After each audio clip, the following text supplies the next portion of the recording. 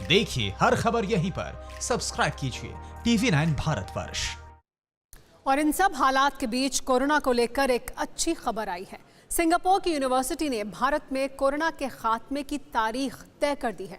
इन दावों के बीच आज प्रधानमंत्री मोदी ने लॉकडाउन को लेकर सभी राज्यों के मुख्यमंत्रियों से बात की। प्रकृति के प्रचंड प्रकोप के बीच अदृश्य दुश्मन से मिलकर मुकाबला करने के लिए हिंदुस्तान के प्रधान सभी राज्यों के मुख्यमंत्रियों के साथ जब मंथन कर रहे थे, तब उनके दिमाग में भविष्य की रणनीतियां भी आकार ले रही थी। 130 करोड़ हिंदुस्तानियों के प्रधानमंत्री ने अर्थव्यवस्था को लेकर सभी मुख्यमंत्रियों को आश्वस्त किया। देश की आर्थिक बुलंदी पर प्रधानमंत्री की भविष्यवाणी बताएंगे, मगर उससे पहले वो अच्छी खबर जानिए जो वायरस के विस्तार के बीच उम्मीदें दिखा रही है। Singapore university of technology and design यानी SUTD ने अपनी एक रिपोर्ट में बहुत बड़ा दावा किया है। आर्टिफिशियल इंटेलिजेंस के हिसाब से जो आंकड़े मिले हैं, उन्हीं आंकड़ों का हवाला देते हुए यूनिवर्सिटी ने ये कहा है कि भारत में अब कोरोना ज़्यादा वक्त के लिए नहीं है, यानी कि मई खत्म होते होते कोरोना भारत से अलविदा कहने वाला है।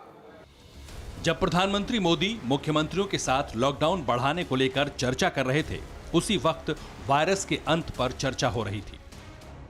सिंगापुर यूनिवर्सिटी की एक रिपोर्ट के मुताबिक भारत में 21 मई तक कोरोना के 97% तक खत्म होने के आसार हैं, जबकि रिसर्च में यह दावा किया गया है कि यह महामारी 18 जून तक 100% खत्म हो जाएगी।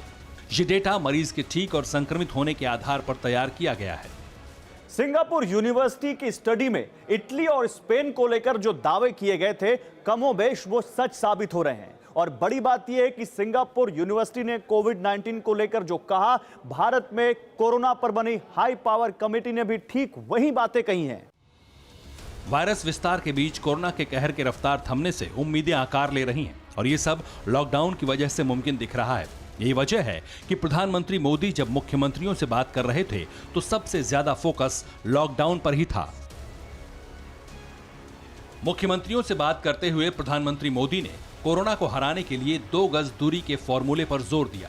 पीएम मोदी ने इस बैठक में कहा, लॉकडाउन से हजारों लोगों की जान बची है। उन्होंने ये भी कहा कि आने वाले समय में मास्क और फेस कवर हमारे जीवन का हिस्सा बन जाएंगे। पीएम ने राज्यों से हॉटस्पॉट और रेड जोन वाले क्षेत्रों में लॉकडाउन सख्ती से लागू करवाने का आग्रह किया। उन्होंने कहा कि राज्यों को कोशिश करनी चाहिए कि रेड जोन को ऑरेंज जोन में और उसके बाद ग्रीन जोन में तब्दील किया जाए। तो सवाल यह भी उठ रहा है कि प्रधानमंत्री नरेंद्र मोदी की खींची लक्ष्मण रेखा और कितनी लंबी होगी? क्या नजरबंदी की मियाद और ज्यादा बढ़ने वाली है? ये सवाल हर किसी के जहन में घूम रहा है। इन सवालों के जवाब के लिए हर कोई प्रधानमंत्री मोदी की तरफ देख रहा है, क्योंकि सबसे सटीक भविष्यवाणी करने वाली रिसर्चर ने कोरोना के अंत की तारीख तय कर दी है। हालांकि वीडियो कॉन्फ्रेंसिंग के जरिए प्रधानमंत्री मोदी से जुड़े मुख्यमंत्रियों ने भी लॉकडाउन को लेकर अपनी बातें रखी, अपने अपने राज्यों की स्थिति बताई। मुख्यमंत्रियों से बात करते हुए प्रधानमंत्री मोदी ने उस अर्थव्यवस्था का जिक्र किया जिसकी फिक्र हर किसी को हो रही है। पीएम मोदी ने बैठक में कहा कि हमें अर्थव्यवस्था पर ध्यान देना होगा। साथ ही उन्होंने कहा कि हमारे देश की अर्थव्यवस्था की सेहत ठीक है, हमें बहुत ज्यादा घबराने की जरूरत नहीं है। लेकिन उन्होंने ये भी कहा कि कोरोना की लड़ाई के साथ साथ हमें अर्थव्यवस्था पर नजर बनाए रखना भी जरूरी है।